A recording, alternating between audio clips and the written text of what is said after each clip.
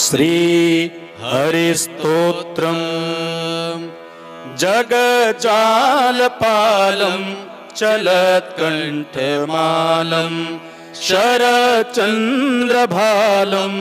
महादैत्यकालं नभो नीलकायं दुरावारमायं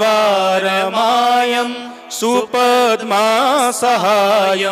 भजेऽहं भजेऽहं सदाम्भोधिवासं गलत्पुष्पहासं जगत्सन्निवासं शतादित्यभासं गदाचक्रशस्त्रं लसत्पीतवस्त्रं हसचारुवक्त्रं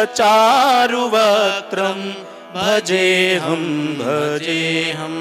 रमाकण्ठहारं श्रुतिव्रातसारं जलान्तरविहारं धराभारहारं चिदानन्दरूपं मनोज्ञस्वरूपं धृतानेकरूपं भजेऽहं भजेऽहं जराजन्महीनं परानन्दपीनं समाधानलीनं सदैवानवीनं जगजन्महेतुं सुरानीककेतुं त्रिलोकैकसेतुं भजेऽहं भजेऽहं कृताम्नायगानं खगाधीशयानं विमुक्तेर्निदानं हरारातिमानं स्वभक्तानुकूलं जगद्वृक्षमूलं निरस्तार्थशूलं भजेऽहं भजेऽहं समस्तामरेशं द्विरेफाभकेशं जगद्बिम्बलेशं हृदाकाशदेशं सदा दिव्यदेहं विमुक्ताखिलेऽहं सुवैकुण्ठगेहं भजेऽहं भजेऽहं सुरालीबलिष्ठं त्रिलोकीवरिष्ठं गुरूणां गरिष्ठं स्वरूपैकनिष्ठं सदायुधधीरं महावीरवीरं महाम्बोधितीरं भजेऽहं भजेऽहं रमावामभागं तलानग्रनागं कृताधीनयागं गतारागरागं मुनीन्द्रैः सुगीतं सुरैः सम्परीतं गुणौघैरतीतं भजेऽहं भजेऽहम् इदं यस्तु नित्यं समाधाय चित्तं पठेदष्टकं कण्ठहारं मुरारेः स विष्णोर्विशोकं ध्रुवं याति लोकं जराजन्मशोकं पुनर्विन्दतेनो जगजालपालं चलत्कण्ठमालं शरचन्द्रभालं महादैत्यकालं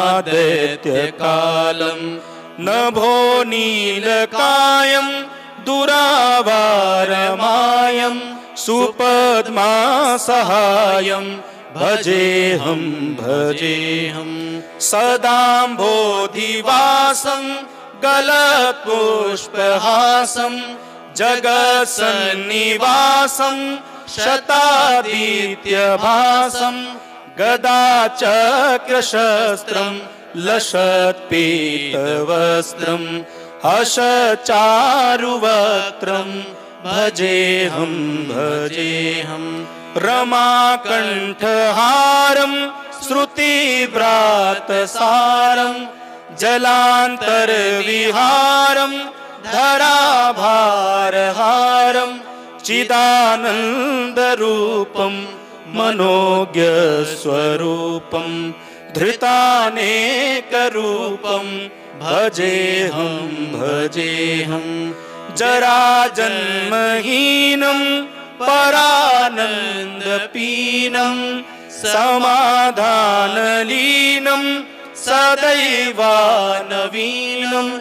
जगज्जन्महेतुं सुरानीककेतुं त्रिलोकैकसेतुं भजेऽहं भजेऽहं कृताम्नायकानं खगाधीशयानं विमुक्तेर्निदानं हरारातिमानं स्वभक्तानुकूलं जगद्वृक्षमूलं निरस्तार्थशूलं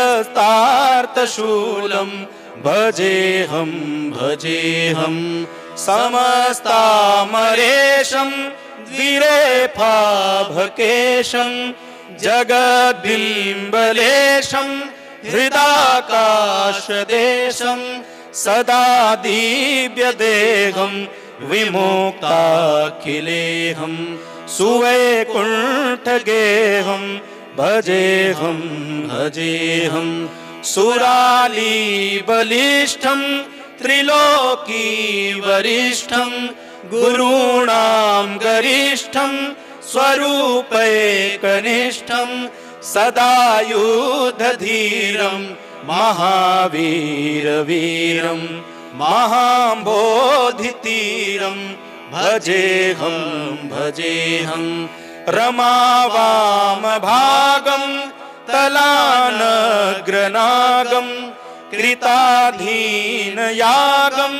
गतारागरागं मुनीन्द्रैः सुगीतं सुरैः सम्परीतं गुणौघैरतीतं भजेऽहं भजेऽहं इदं यस्तु नित्यं समाधाय चित्तं पठेदष्टकं कण्ठहारं मुरारेः सविष्णोर्विशोकं ध्रुवं याति लोकं जराजन्मशोकं पुनर्विन्दतेनो जगज्जालपालं चलत्कण्ठमालं शरचन्द्रभालं महादैत्यकालं नभो नीलकायं दुरावारमायं सुपद्मासहायं भजेऽहं भजेऽहं सदाम्भोधिवासं गलत्पुष्पहासं जगत्सन्निवासं शतादित्यभासं गदाचक्रशस्त्रं लसत्पीतवस्त्रं हसचारुवक्त्रं भजेऽहं भजेऽहं रमाकण्ठहारं श्रुतिव्रातसारं जलान्तर्विहारं धराभारहारं चिदानन्दरूपं मनोज्ञस्वरूपं धृतानेकरूपं भजेऽहं भजेऽहं जराजन्महीनं परानन्दपीनं समाधानलीनं सदैवानवीनं जगज्जन्महेतुं सुरानीककेतुं त्रिलोकैकसेतुं भजेऽहं भजेऽहं कृताम्नायकानं खगाधीशयानं विमुक्तेर्निदानं हरारातिमानं स्वभक्तानुकूलं जगद्वृक्षमूलं निरस्तार्थशूलं भजेऽहं भजेऽहं समस्तामरेशं द्विरेफाभकेशं जगद्बिम्बलेशं हृदाकाशदेशं सदा दिव्यदेहं विमुक्ताखिलेहं सुवैकुण्ठगेहं भजेहं भजेहं सुरालीबलिष्ठं त्रिलोकीवरिष्ठं गुरूणां गरिष्ठं स्वरूपैकनिष्ठं सदा युद्धधीरं महावीरवीरं महाबोधितीरं भजेहं भजेहं रमावामभागं तलानग्रनागं कृताधीनयागं गतारागरागं मुनीन्द्रैः सुगीतं सुरैः सम्परीतं गुणौघैरतीतं भजेहं भजेहम्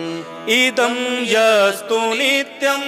समाधाय चित्तं पठेदष्टकं कण्ठहारं मुरारेः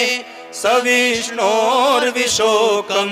ध्रुवं याति लोकं